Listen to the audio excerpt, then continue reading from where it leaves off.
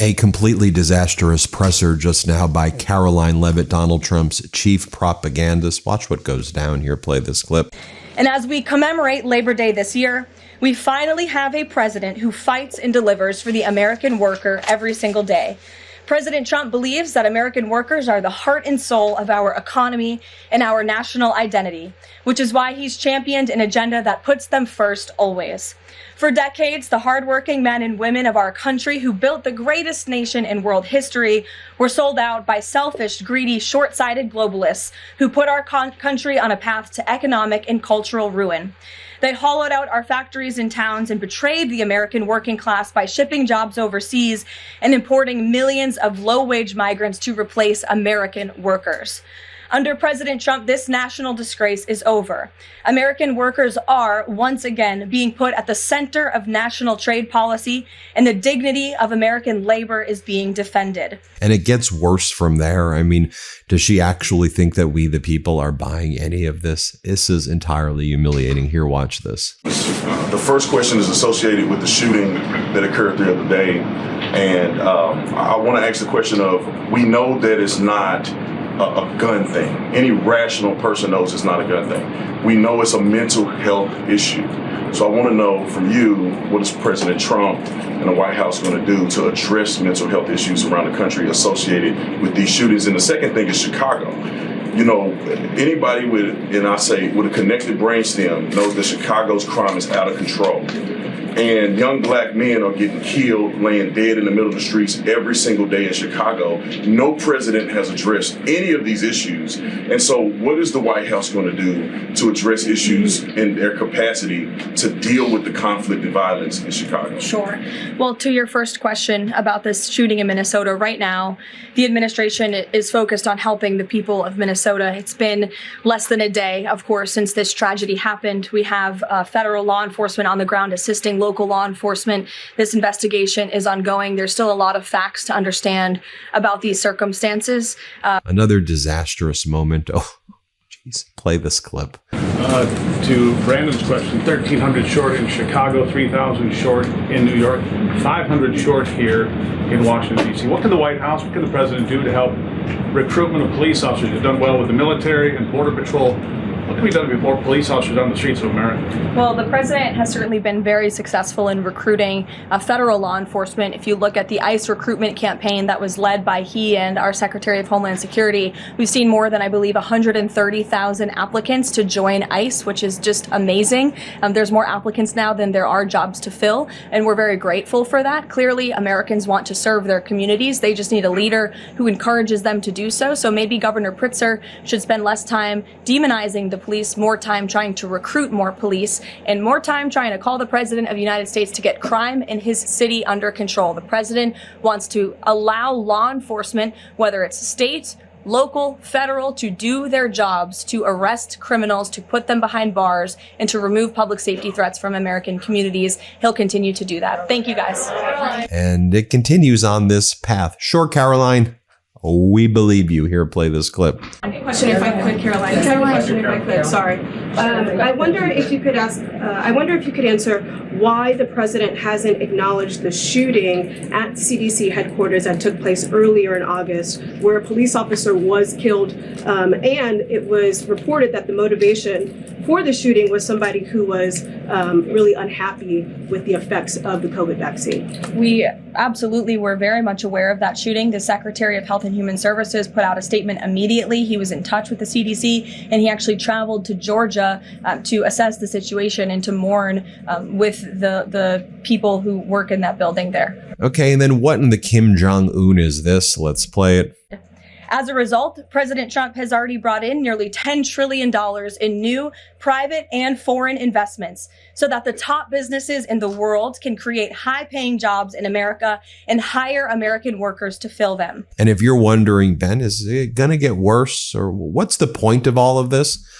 This is what it means to be Trump regime 2025. Strange stuff. Here, play this clip. On the Intel deal, where the U.S. got a stake in that company, there's two things I want to ask about that. The first is, what did the U.S. get back in return for that deal? And the second thing is, what are the future plans for giving any form of money to another company? It could be through the CHIPS Act, like this deal, or some other form of funds. What are the plans there by this White House administration? Well, look, as you know, Brian, very well, because you cover it often, the Intel deal is still being ironed out by the Department of Commerce. The T's are still being crossed, the I's are still being dotted.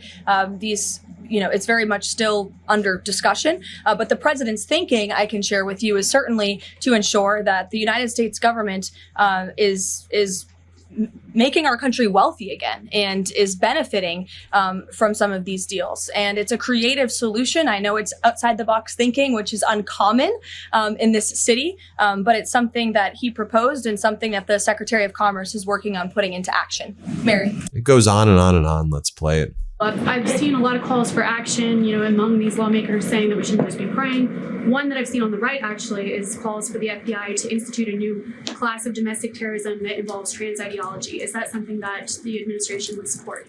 I would have to check with the appropriate people on that. Karoline. Daniel.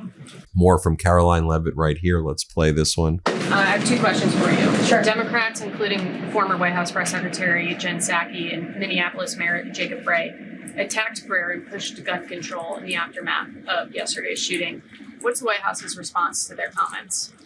Yes, I saw the comments of my predecessor, Ms. Psaki, and frankly, I think they're incredibly insensitive and disrespectful to the tens of millions of Americans of faith across this country who believe in the power of prayer, who believe that prayer works, and who believe that in a time of mourning like this, when beautiful young children were killed while praying in a church, it's utterly disrespectful to deride the power of prayer in this country. And it's disrespectful to the millions of Americans of faith.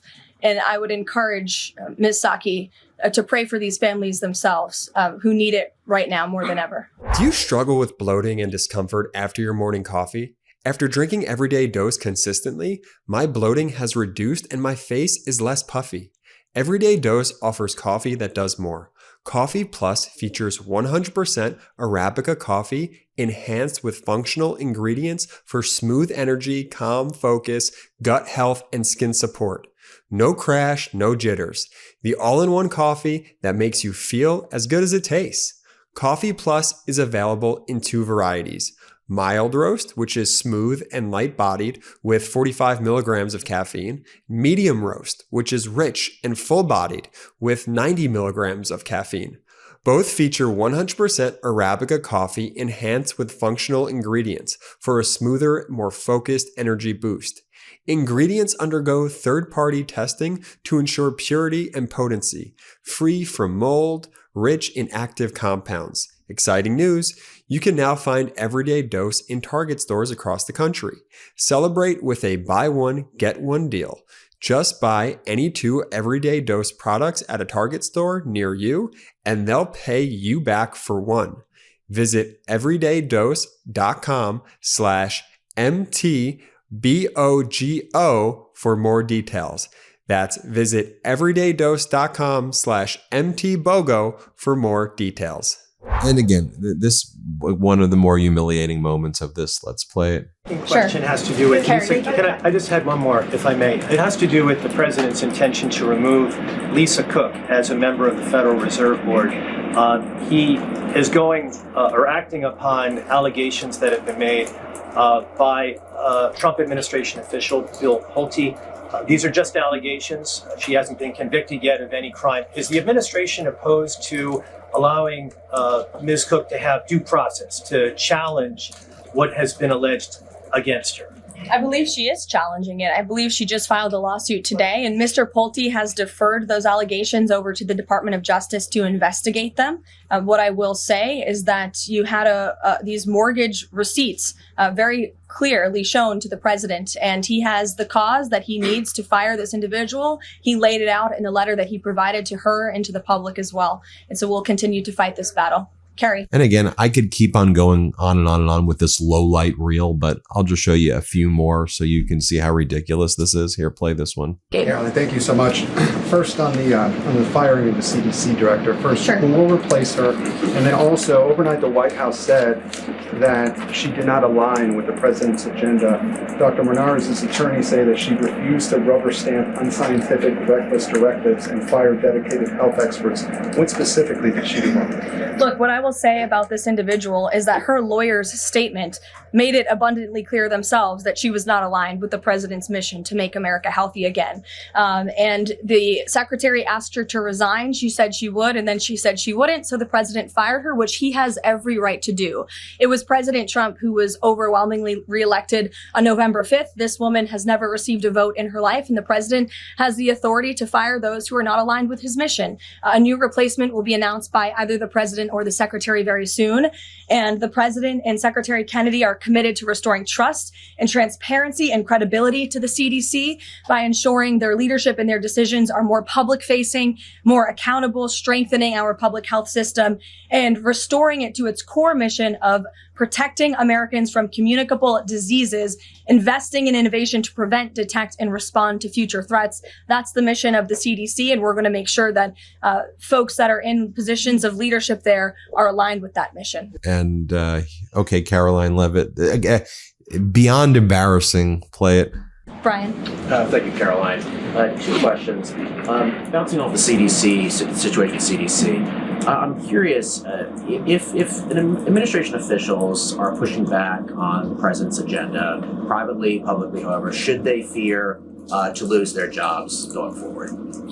Look, I think if you're doing your job well, and if you are executing on the vision and the promises that the president made to the public who elected him back to this office, then you should have no fear about your job. Just do your job. That's what this president wants to see. He wants to see people solving problems. He wants to see the people who have the privilege of serving the American taxpayer and the federal government abiding by the wishes of the American taxpayers who overwhelmingly reelected him in this cabinet to make America great again, or in this case, make America healthy again. On the Intel deal where the U.S. got... One more from Karoline Leavitt. Play it. Iris. Thank you, Karoline. Two questions on the shooting. What's the administration's message to some concerned parents across the country who might be now worried about their kids' safety in light of the latest incident? We completely and totally understand the concerns of parents across the country. This tragedy it's heartbreaking. As a parent myself, there are no words to describe just the heartbreak that these families must be enduring, which is why the president and the first lady have encouraged everyone to continue to pray for these families and these victims. And it's why this administration is focused on removing public safety threats from our communities. And in fact, I can share with all of you that last night in Washington, D.C., when arrests were being made, there was an arrest of a juvenile right here in D.C. in Ward 7 for threats to kidnap and injure, receiving stolen property, possession of a large capacity feeding device, unlawful possession of firearms and ammunition. A search warrant was executed. 7 firearms were recovered, and the juvenile was arrested after an investigation was initiated based on social media posts allegedly threatening violence towards a school. So this was a juvenile who was a risk to not just himself, but the community here in Washington, and he was removed from the community last night because of the law enforcement efforts of this administration. And I would also point to the statement of our wonderful First Lady that she released yesterday. She wrote, "The tragic mass killing in Minnesota illuminates the need for preemptive intervention in identifying school shooters. Early warning signs are often evident, with many individuals exhibiting concerning behaviors and making violent threats online prior to their actions. We encourage all Americans, as the old saying goes, if you see something, say something. If you see warning signs or threats, report it to law enforcement. This administration, federal law enforcement, will take those reports and those threats seriously. They will be treated as a law enforcement emergency, and we will act accordingly." And on the First Lady. And I guess here is kind of sums it all up. Karoline, the floor is yours. Let's play it. Mary. Thanks, Karoline. I have a couple questions on the shooting yesterday. The first one, this is the second shooting involving a trans-identifying shooter who specifically targeted Christians and Catholic kids. What kind of consequences do the gender-affirming therapists, doctors, or even the parents of these shooters face after these types of shootings? Well, as for the parents and potential therapists in this case, again, all of that is still currently being investigated by the FBI. I know the Secretary of Health and Human Services this morning said that HHS is investigating perhaps links between some of these drugs and these prescription drugs that some of these minors may be taking and an increase in violence. And obviously we have mental health problems in this country that this administration and Secretary Kennedy will continue to speak out about and the work that we're doing to solve it. Thank you. And just There you have it. Just a horrific presser from Karoline Leavitt. Everybody hit subscribe. Let's get to 6 million. Thanks for watching. Love this video? Support independent media and unlock exclusive content, ad-free videos, and custom emojis by becoming a paid member of our YouTube channel today. You can also gift memberships to others. Let's keep growing together.